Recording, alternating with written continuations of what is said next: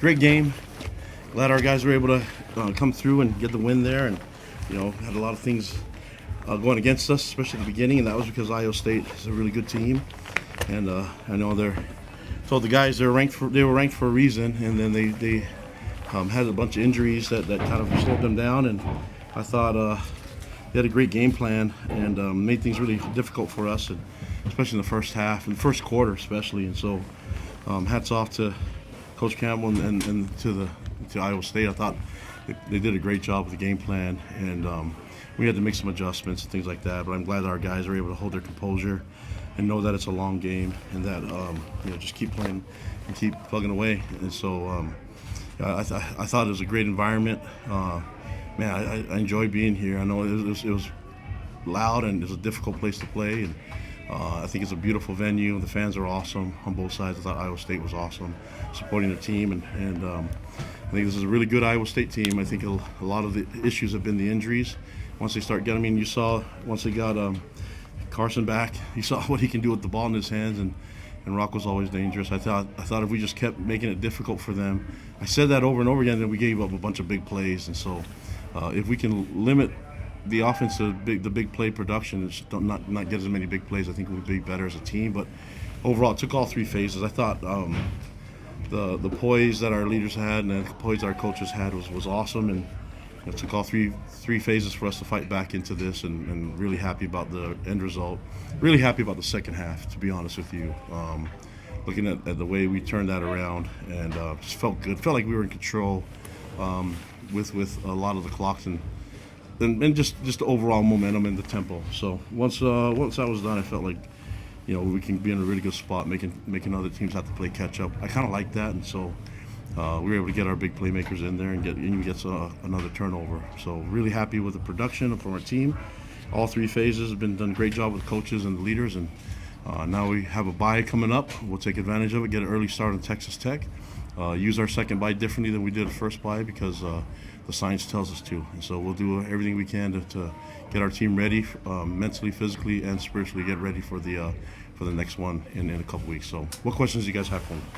What adjustments specifically did you make? I'm not going to tell you any specific adjustments. No, I think just keep the energy going, and really it's the big plays. A lot of it, I mean, they were making some great plays. Sometimes that happens, and when you're going against a really good team, and I have to remind everyone, these guys played for the conference championship, so it's not like you're just going to go in there and just mop people up. And they've actually had a bunch of injuries, and even watching like Big Citrus, he's still not 100%, but he will be next week, and those guys, I mean, and I just talked about like with what Hansen was able to do. I mean, this is a really good team. So we were fortunate to quiet the storm that happened, and then try to find a way to get some stacked plays on plays. And I felt like once we started doing that, getting momentum, the guys started seeing it and started to create some momentum on our sideline, the energy, and the rest worked out in our favor. So really well coached team, great battle. I feel for them because I know they're going through a lot of injuries, but they're going to be even more dangerous as they continue, in conference play, and I think they're going to get some victories. So we'll be cheering them on. How much did the offense change after Alabama at the end of the first quarter? A little bit, but I think what we saw from what we can do on the offensive side was just get some first downs, get some chunk yardage, and they're a difficult team. I mean, this is a coaching staff that's been together for a while, so this is a system that's been in place. We knew that if we just keep plugging away and not getting down ourselves, we don't have to make it all up in one play. And we knew that we'd have to kind of possibly take some fourth downs and convert them, and we were able to choose the right ones, and even choosing to decide when to kick field goals, I thought was a really good moment for us. And Will was ready whenever it happened. Although he can work on his kickoffs a little bit better because we kicked a couple of them out of bounds. So Will's human. We'll make sure to fix that before we get up to Lubbock. But really happy with overall adjustments from everybody on all three phases, the coaches and players. It was awesome. How much did the Logan Latouche interception in the second quarter kind of settle your guys in and kind of start making plays from there? Oh yeah, I mean Logan's a big time player for us, and all the guys on our team, we feel really confident with him making plays for us. And I just like that even when he wasn't in, Logan was supporting the rest of the guys that were in there, the young guys that were getting some pressure on the quarterback. I mean, this is a team effort, And I love that all the guys are unselfish, and they know that it's going to take more than just 11 guys on defense.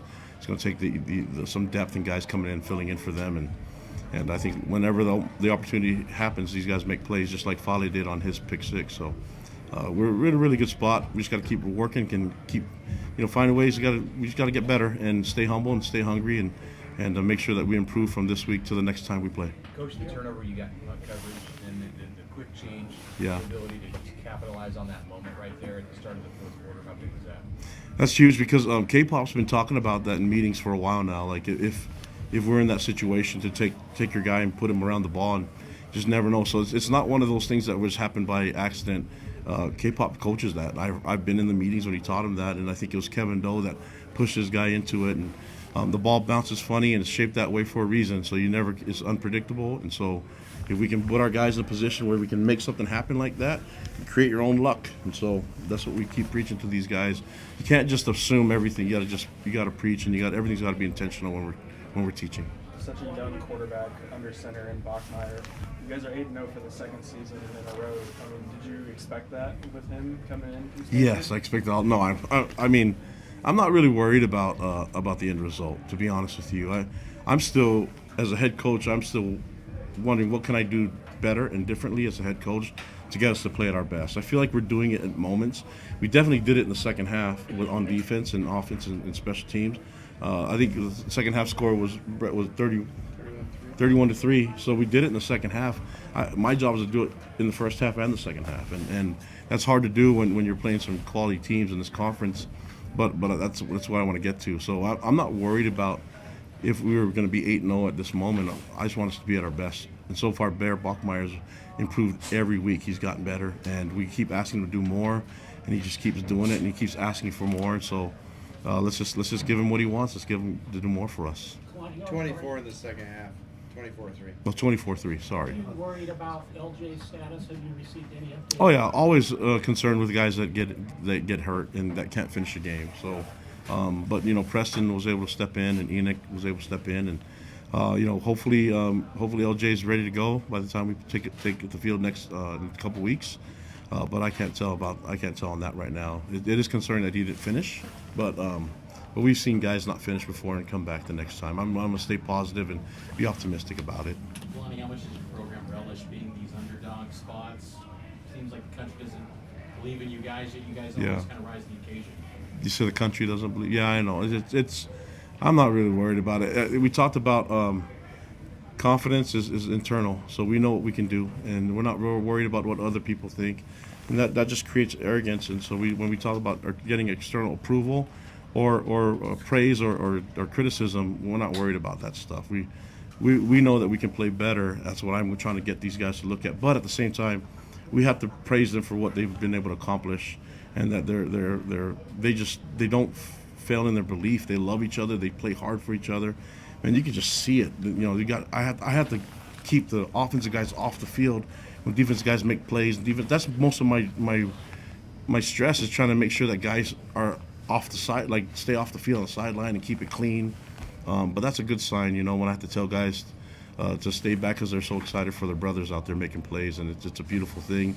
These guys came this way, man. It's our culture, but these guys came this way, and I'm glad that I give them the autonomy to keep leading and create this unbelievable momentum within our culture and our team. Question. How much is Bear Bachmeier just what areas of his game is he not thrived in? Is he just like you can count on him every single week, 300 yards a night? Well, he's a humble young man. We'll just keep him that way. Nobody tell him how good he is. There's a lot of room for improvement, but he's like that. If you watch him after every series, good or bad, he's on the sideline. He's trying to learn. He's watching the film. That's a guy that just studies hard, and he's always ready. So we just keep him doing that, and I wish I could take credit for that, man. The guy came that way. He's from a wonderful family. I think it helps having a brother that played as a true freshman that went undefeated for a while. I mean, how many games did Hank win for his team? So I think that's good. Watching his big brother do it, and so all I care about is Halloween, the lights. Yes, I felt like is that you, Fale? I'm about to finish so you can get your time. Don't worry. Yeah, we feel good about the entire process of what we've gone through. A lot of room for improvement, but I'm excited. I want these guys to be happy with what they've been able to accomplish before we get into this bye week. Coach Stacks on the BYU defensive line tonight, how important was that to get pressure on back and Yeah. generate some pressure? I thought we missed 4 too, so we'll work on that one too. Coach, what does the science tell you to do different in the second bye week, just in general? Yeah, that's our competitive advantage. Not telling anybody. Thank you. Appreciate it. All right, thanks, Coach.